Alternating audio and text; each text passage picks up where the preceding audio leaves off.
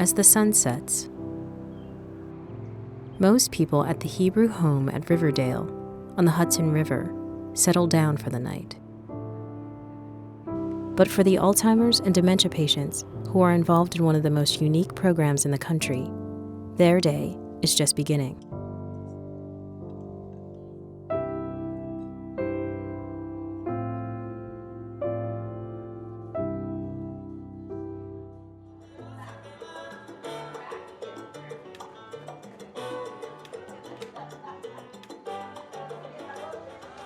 People who have Alzheimer's disease no longer use the clock the way you and I do. When we look at a clock at 11 o'clock at night, even if we're not tired, we know it's time to go to bed. Somebody who has lost the ability to distinguish time anymore, it means nothing to them. Their whole rhythm is off. And so sleep comes when it feels like coming. But they're only going to sleep for 2 or 3 hours. So now they'll be up at 1 o'clock in the morning or 2 o'clock in the morning, getting dressed to go to work. Or they'll start cooking breakfast with pots and pans and waking up the caregiver. Is that good, Minor? This phenomenon, called sundowning, often causes tension between the Alzheimer's victims who still live at home and their exhausted caregivers.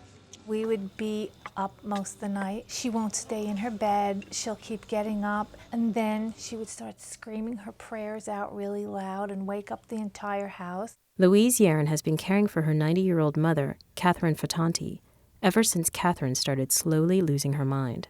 That was something to that train I had. Yeah? Carrie and I sewed it all by hand. You had beads and stuff? The night disturbances were beginning to affect the entire family. It was never a calm atmosphere around here. It was always very tense. We were all sleep deprived. We would be snapping at each other because we were so tired most of the time. You know, it just got to a really terrible, terrible point. But now, Catherine comes here each night, where a small number of mostly Medicaid patients can pass the time under the watchful eyes of nurses and therapists who offer dancing, massage, and alternative therapies when dementia patients are at their most active, in the middle of the night.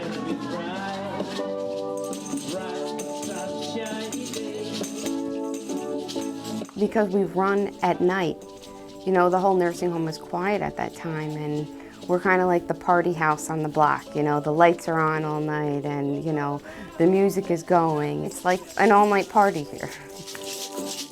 As an added bonus, the program offers relief for sleep-deprived caregivers like Louise Yaron. Our first night when she was down there, we woke up in the morning. It was like when your baby first sleeps through the night. You know, it was just an unbelievable, refreshing feeling. Yaron enrolled her mother in the program about a year ago. If we didn't find the program, my mother would be in a nursing home, absolutely. See you later. Because I don't know how we would have survived. I would have had to have stayed in my mother's room and not slept because she doesn't sleep. It would have been impossible. Eventually, participants begged to go to the night program too.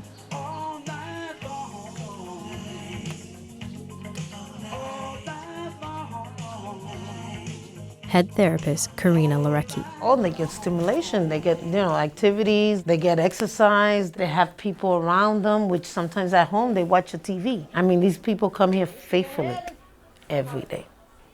So they come here for something. I don't have no problem. I come here every day, and you see that I like it, that I stay here like every night too.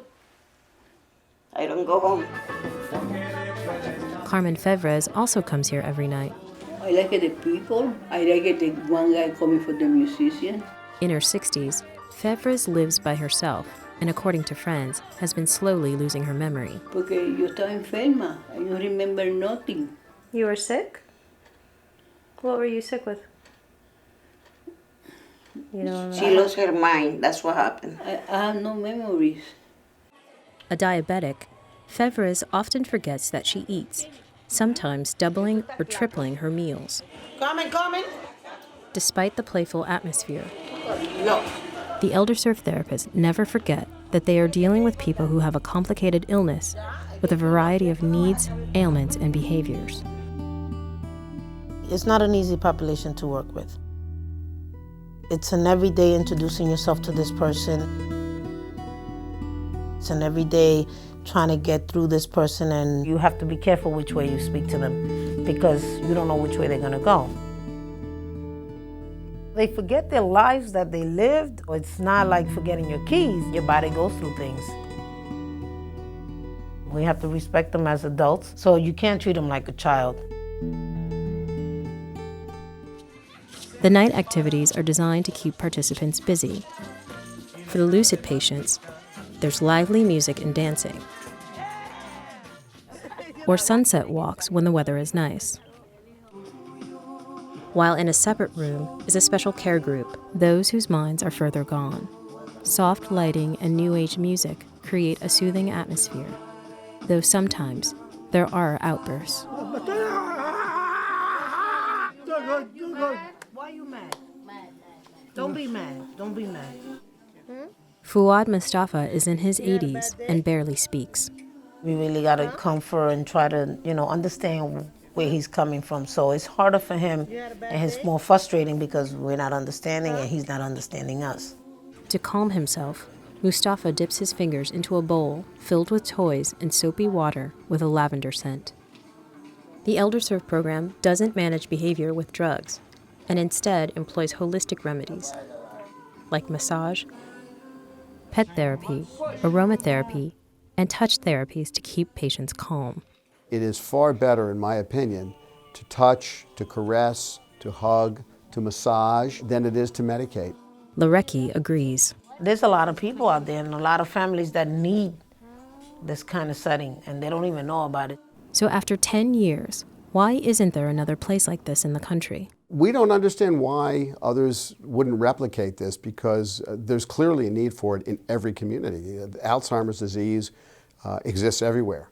And to have this kind of a resource in any community would be an absolute godsend to caregivers. It's not complicated. Daniel Reingold says Medicaid pays for several hours of care each day. And because the Hebrew Home operates a day program, he says it makes financial sense to use the space at night. Space that would sit dormant from 4 o'clock in the afternoon when our day program ends until the next morning at 8:30 or 9 o'clock when the day program begins is now being used. In fact, we discovered that the night program has a greater demand than the day program because there is no alternative to this program. Back at the ElderServe program, in the wee hours of the morning, sleep eventually does come, wherever it happens to come. It's very rewarding for me, to see that these clients, no matter what they forget, they come in here, they see my face. They might not remember my name that day, but they know I'm supposed to be here. Good morning, young lady. Buenos dias. Personally, I get out that I know I'm making a difference. That's what's so great, that now she doesn't have to be in a nursing home. Everything is just so calm. She's happier, we're happier, we get a good night's sleep. It's just made a huge difference in her life and our life.